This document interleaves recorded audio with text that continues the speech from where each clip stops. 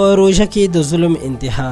ظالمانو خلکو د یو کور 8 کسه د روژه ماتي په وخت کې په ګولو سوري کړي دي چې مړه دي او د دې سره څه کسان زخمیان هم دي چې هغوی د علاج لپاره د پیښور لوی هسپتال لیډریډنګ ته رسول شوي دي او علاج یې شروع دی. دا واقعه په نوښار کې شوې ده.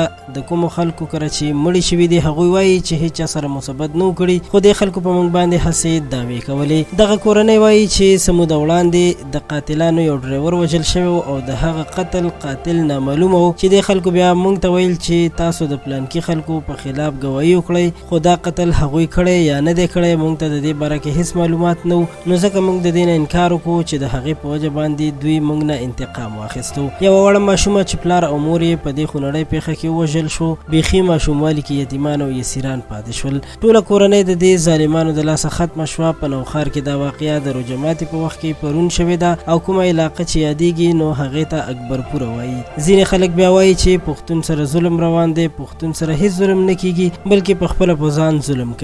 دا واقعیت د پاکستان په یو ښار او صوبه کې هم دومره نه کیږي او نه دي شوي څومره چې په پښتونخوا کې کیږي او شوي دي. خلک نور مرګونو سره داسې عادت شوي لکه بالکل ورته قتل هم نه ښکاري. خو خیر الله تعالی ته به ټول انسانان ورځو او د دې هر سبا پوښتنه کیږي. په دې کیس کې هم کورنۍ وویل چې پولیس موږ سره هیڅ قسم مرسته او همدردي نه کوي ځکه چې دوی د ډېر مخکې نه موږ ته دمکیانې راکولې، خو پولیس هم د هغوی ملګرتیا کوله. اوس الله تعالی خبر دی چې د دې واقعې نور حقیقت څه دی، خو یقینا چې داسې حالات د زغملو نه دي ځکه چې دا د ظلم او بربریت اخیری حد دی. مبارکه روژه ده، ډیره حوصله کول پکار دي ځکه چې صبر کوونکی انسان د الله پاک هم ډیر خوښ وي.